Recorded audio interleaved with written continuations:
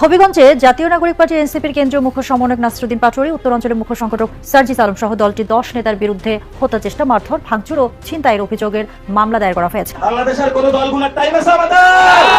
থানায় গেলে মামলা দিয়ে লাভ নাই। মামলা আপনি দিতে পারবেন না। মামলা দিতে হলে এমপির ফোন লাগবে। আসলে নাসিরুদ্দিন পাটোয়ারি তো আসলে কোনো রাজনৈতিক ব্যক্তি না। ও যেখানেই যাবে সেখানেই প্রতিহত করবে, সেখানে সাধারণ মানুষ করুক আর সাধারণ জনতা করুক এবং ছাত্রদল করুক।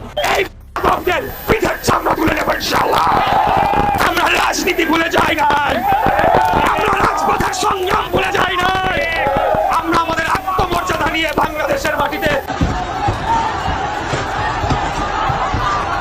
নাসিরুদ্দিন পাটোয়ারির গ্রেপ্তারের দাবিতে আবারও উত্তপ্ত রাজনৈতিক অঙ্গন। বিএনপির দায়ের করা মামলায় এবার এনসিপির 10 নেতাকর্মীকে আসামি করা হয়েছে। ঘটনাকে কেন্দ্র করে নতুন করে শুরু হয়েছে রাজনৈতিক বিতর্ক। প্রশ্ন উঠছে, রাজনীতির লড়াই কি বক্তব্যে হবে নাকি সংঘাত আর মামলায়? জুলাই আন্দোলনের পর নতুন রাজনৈতিক দল হিসেবে যাত্রা শুরু করে জাতীয় নাগরিক পার্টি বা এনসিপি। এরপর দেশের বিভিন্ন জেলায় সভা সমাবেশে দলটির নেতারা স্থানীয় রাজনৈতিক নেতাদের বিরুদ্ধে দুর্নীতি, চাঁদাবাজি ও টেন্ডারবাজির অভিযোগ তুলে বক্তব্য দেন। তবে শুধু অভিযোগ নয়, নাসিরুদ্দিন পাটোয়ারির কয়েকটি বক্তব্যের ভাষা নিয়েও শুরু হয় ব্যাপক বিতর্ক। বিশেষ করে বিএনপির ভারপ্রাপ্ত চেয়ারম্যান তারেক রহমান, সরকার প্রধান এবং সেনা প্রধানকে নিয়ে তার মন্তব্য রাজনৈতিক অঙ্গনে তীব্র প্রতিক্রিয়ার জন্ম দেয়। এ বিষয়ে কড়া প্রতিক্রিয়া জানিয়েছেন স্বাস্থ্যমন্ত্রী ও তথ্যমন্ত্রী। যা বলছিলাম তাই হয়েছে, তাই না? এই ফলাফল বাংলাদেশের সেকুলার এস্টাবলিশমেন্টের জন্য এক ভয়ানক দুঃসংবাদ। পুরা সেকুলার এস্টাবলিশমেন্ট কিন্তু দাঁড়াইছিল শিবিরের বিরুদ্ধে, শেষ রক্ষা হয় নাই। এখন আসেন আমরা দেখি এই ফলাফল আসলে কি বার্তা দিচ্ছে। বার্তা হইতেছে বাংলাদেশে ইন্ডিয়ান ন্যারেটিভ পুরোপুরি পরাস্ত হয়েছে। আলহামদুলিল্লাহ, বাংলাদেশে এই প্রজন্ম যতদিন থাকবে ততদিন ইন্ডিয়ান ন্যারেটিভ আর মাথা তুলতে পারবে না। কিন্তু ছাত্র দলের পরাজয়কে অবশ্যম্ভাবী ছিল না। ছাত্রদল এই নির্বাচনে জিতে যেতে পারত, ডাকসু তাদেরই হইতো। হয় নাই কারণ তাদের নির্বুদ্ধিতা, রাজনৈতিক অপরিপক্কতা এবং বেকুবের মতো আত্মবিশ্বাসের কারণে তাদের এই ভরাডুবি। বিএনপির এই ভরাডুবির পেছনে আছে বিএনপির কান্ধে চেপে বসা কিছু রাজনীতির জ্ঞানহীন মানুষ, অপদার্থ মানুষ। আমি একসময় দেখাইছিলাম, আজ তাদের ক্ষমা দেখায় পরিচিত করে দিতে চাই না, এরা হাতে ধরে বিএনপিকে গাড্ডায় ফেলছে।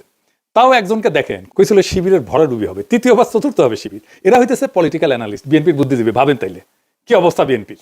নাই বনে শিয়াল রাজা, এরাই বলছিল ছাত্রীদের হলে শিবির জিতবে না। জিতছে তো বটেই। রোকেয়া হলে, সাদিক কালামের নাম ঘোষণা হলে কেমন আনন্দে উল্লাস করে উঠছে ছাত্রীরা, দেখেন।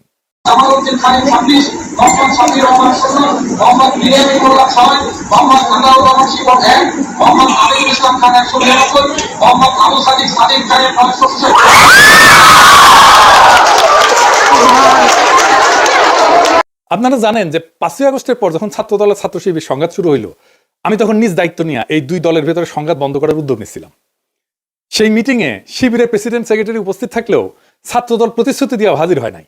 আমি কেন তাদের মধ্যে নেগোসিয়েশনের উদ্যোগ নিয়েছিলাম? কারণ আমি সেন্স করতে পারছিলাম বিএনপি মারাত্মক একটা ভুল করতেছে। তারা ধীরে ধীরে আওয়ামী ন্যারেটিভ গ্রহণ করতেছে। আওয়ামী লীগ যা বলতো তাই দিয়ে সে জামাতের বিরোধিতা করতেছে। আমি বিএনপির শীর্ষ নেতৃত্বকেও বলছি এইটা ভুল স্ট্র্যাটেজি। আমি ওনাদের উদাহরণ দিয়ে বলছিলাম, ধরেন গোলাম আজম একজন স্বাধীনতা সংগ্রামী, ভারতের অটল বিহারী বাজপেয়ীর মতো আর কি। তাইলে আপনি জামাতের রাজনৈতিক বিরোধিতা কেমনে করতেন? আপনি তো তারে স্বাধীনতা বিরোধী বলতে পারতেন না, মুক্তিযুদ্ধ বিরোধী বলতে পারতেন না।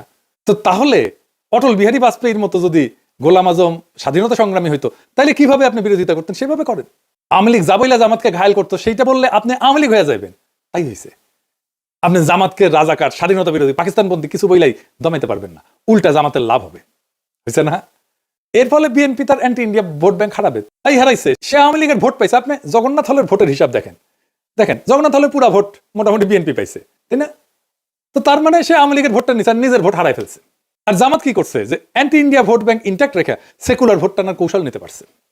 বিএনপি যতবার মুক্তিযুদ্ধ 1971 এই বলে জামাত শিবিরকে আক্রমণ করবে, ততবার জামাতের অ্যান্টি ইন্ডিয়া ভোট আরো বাড়বে। জামাত যে বাংলাদেশে অ্যান্টি ইন্ডিয়া রাজনীতির সবচেয়ে বড় কামেল এজেন্সি, এটা বেশি স্ট্যাবলিশ হবে। বাংলাদেশের প্রধান দ্বন্দ্ব বিএনপি ধরতে পারে নাই।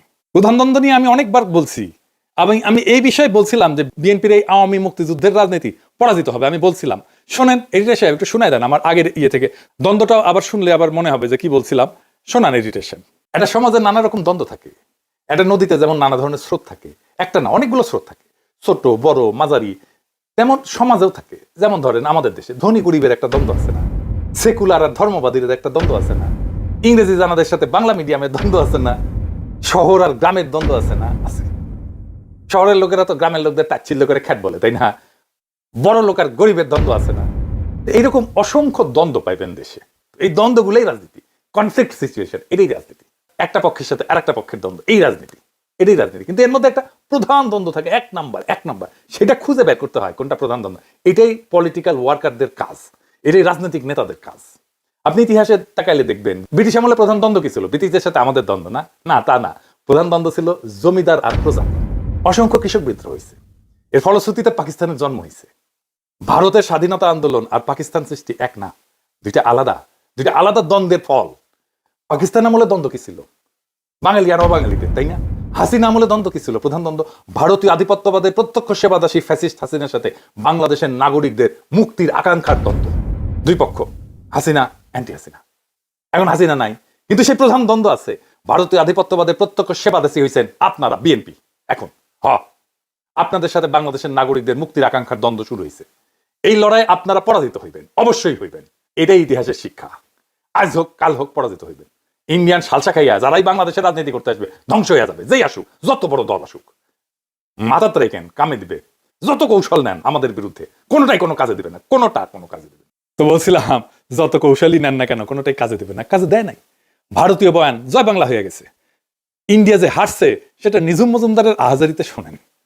ইলেকশনের আগে সে বাক্যধারী ছিল, সে বলছিল যে ওরাও হারবে, আপনারাও হারবেন, মানে বিএনপি করছে আর কি। শুনেন, শুধু আপনার বিবেচনার উপর একটু ছেড়ে দেই। Now it is your call, it's your take. সিদ্ধান্ত আপনার। কালকে নির্বাচন, প্রশ্নের জবাবটা আপনারাই দিয়ে দেন। যদি জামাত শিবির নির্বাচিত হয়, হেরে গেছি, আপনারাও আমরাও সম্মিলিতভাবে। প্লিজ হেরে যায়েন না। তো বিএনপি কেন এইভাবে দুর্বল হয়ে গেল? হাসিনা বিরোধী লড়াইয়ে হাসিনার ন্যারেটিভ ভাঙায় বিএনপির কোনো ভূমিকা ছিল না। আর কালেকটিভ লড়াইয়ে বিএনপির সংখ্যা ছাড়া কোনো ইন্টেলেকচুয়াল ইনপুট ছিল না। এটা সত্য। এটা বিএনপির পছন্দ হবে না, কিন্তু যাই হোক, এটা সত্য। এটা বিএনপি বুঝতে পারেনি, নিজেও বুঝতে পারেনি, জনগণও বুঝতে পারেনি যে বিএনপির ইন্টেলেকচুয়াল ইনপুট নাই। 5ই আগস্টের পর ক্রেডিট নেওয়ার পালা চলছে, কে কত বড় মাস্টার মাইন্ড তার হিসাব করছে। এই কাজগুলো আমরা করতাম, ন্যারেটিভ বিল্ডিং এটা আমরা করতাম। এবং বিএনপি যখন থেকে আমাদের কাছ থেকে দূরে সরে গেছে, হিসাব করে দেখেন, তখনই বিএনপি দিগ্ভ্রান্ত হয়েছে আর জনসমর্থন কমতে শুরু করছে। আমি বলতেছি না যে আমাদের জন্যই কমছে, বরং কমছে এই কারণেই যে আগে আমরা যে ন্যারেটিভ তৈরি করতাম, এটা তো বিএনপির জন্যই করতাম, ফ্রি করতাম, ডিফেন্ড করতাম তো বিএনপিরই, ফ্রি। এখন তার করি না, তাই সব দুর্বলতা ফাসাদ করে বের হয়ে গেছে। বিএনপি জামাতের রাজনৈতিক বিরোধিতা কিভাবে করতে পারতো, এই নিয়ে আমার পরের এপিসোড দেখবেন। এখন জামাত কইতে পারেন, দাদা আপনি এইভাবে স্ট্র্যাটেজি কইয়া দিতেছেন, ভয় নাই, কইয়া দিলেও শুনবে না ওরা। আর যদি শুনেও, তাতে আপনাদের ক্ষতি নাই। রাজনীতির জ্ঞান বিএনপির লবডাঙ্গা হইলেও ইগো আছে টনটনা, 16 আনার উপরে 18 আনা। এখন প্রশ্ন হইল, বিএনপি কেন এই রাজনৈতিক অবস্থান নিল? কারণ বিএনপি ডরাইতেছে যে ইসলামপন্থীরা ইমার্জ করছে, লীগ আর বামেরা না থাকলে সে এটা সামলাইতে পারবে না। তারা এটা বুঝেছে ইন্ডিয়া, তাই লীগের ভোট তাদের লাগবে, কিন্তু সেটা নিতে গিয়া যে নিজের ভোট ব্যাংক দেউলিয়া হয়ে যায়, দল জয় বাংলা হয়ে যাইতেছে, তার কোনো খেয়াল নাই। রাজনীতিতে পলিটিক্যাল এনিমি বা দুশ্মন সিলেক্ট করতে হয়। আওয়ামী লীগ বিএনপির দুশ্মনের মর্যাদাও দিতে চায় নাই, সে তার দুশ্মন বানাইছিল জাতীয় পার্টিকে, গৃহপালিত দুশ্মন আর কি। হাসিনা চলে যাওয়ার পরে বিএনপি চাইছিল প্রথমে যে আওয়ামী লীগ তার দুশ্মন হোক, সেই জন্য সে আওয়ামী লীগ নিষিদ্ধ চায়নি। আওয়ামী লীগ দল নিষিদ্ধ হওয়ার পরে সে চাইছে জাতীয় পার্টি তাদের দুশ্মন হোক, মানে বিরোধী দল হোক। এটাও ইন্ডিয়ার প্রেসক্রিপশন। তারা কখনোই চায় নাই জামাত বিরোধী দল হোক, এমনকি এনসিপি হোক। এখন নিজেরই বিরোধী দল হওয়া লাগবে। এখন শিবিরের এই বিজয়, ডাকসুতে বিজয়, কি অর্থ বহন করে বা এটা কোথায় যাইতে পারে? এই ডাকসুই আগামী সরকারের ছায়া, যদি সে রাজনৈতিক দল ক্ষমতায় যাওয়ার জন্য তৈরি থাকে।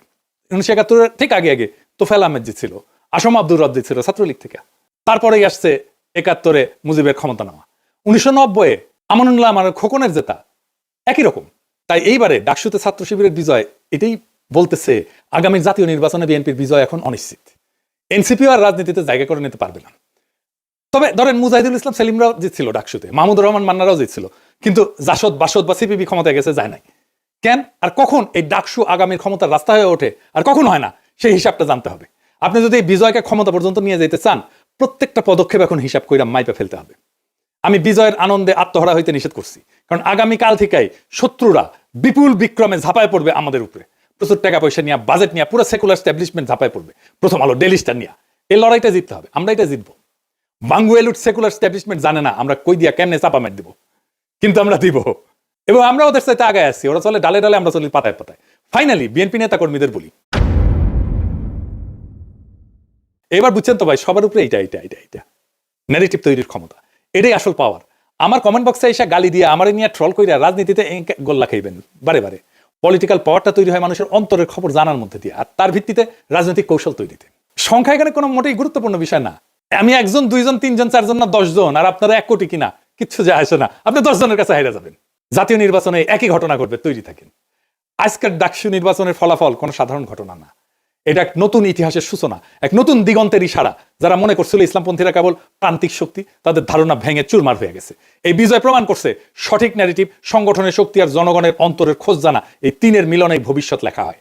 বাংলাদেশের মাটিতে ভারতীয় আধিপত্যের বয়ান ধসে পড়ছে, সেকুলার এস্টাবলিশমেন্ট হতভম্ব হয়ে গেছে, কিন্তু এই লড়াই কেবল আজকের বিজয় উদযাপনের মধ্যে সীমাবদ্ধ না। এখন থেকে শুরু হবে আসল সংগ্রাম, ন্যারেটিভ ধরে রাখা, তা আরো বিস্তৃত করা, আর জাতীয় রাজনীতির ময়দানে এই বিজয়কে রূপান্তর করা। ইতিহাস সাক্ষী, ডাকসু কখনো কেবল বিশ্ববিদ্যালয়ের দেয়ালে আটকায় থাকে না, এটা পুরো জাতির রাজনীতির পূর্বাভাস হয়ে ওঠে। তাই এই বিজয় কেবল একটা সংগঠনের না, এটা একটা প্রজন্মের, একটা জনগণের, একটা আন্দোলনের, একটা বিপ্লবের জয়। আমাদের দায়িত্ব এখন দ্বিগুণ। শত্রুপক্ষ আসবে সর্বশক্তি নিয়ে, মিডিয়া তার অর্থবল নিয়ে, কিন্তু আমাদের হাতে আছে সেই শক্তি যা তাদের নাই, মানুষের অন্তরের খোঁজ জানা আর ন্যারেটিভ তৈরি করার ক্ষমতা। এটাই আসল শক্তি, এটাই আসল পুঁজি। তাই বলি, আজকের ডাকসুর বিজয়কে আগামীর বাংলাদেশের পথ চলার ভিত্তি করে গড়ে তুলতে হবে। আত্মতুষ্টিতে না, দৃঢ় কৌশলে আগায় যান। শত্রুর আঘাতকে ভয় না, বরং প্রেরণা বানান। কারণ এই প্রজন্ম প্রমাণ করে দিছে, বাংলাদেশের রাজনীতির আগামী দিনে আর কোনো ভারতীয় বয়ান না, জয় হবে কেবল বাংলাদেশি নাগরিক।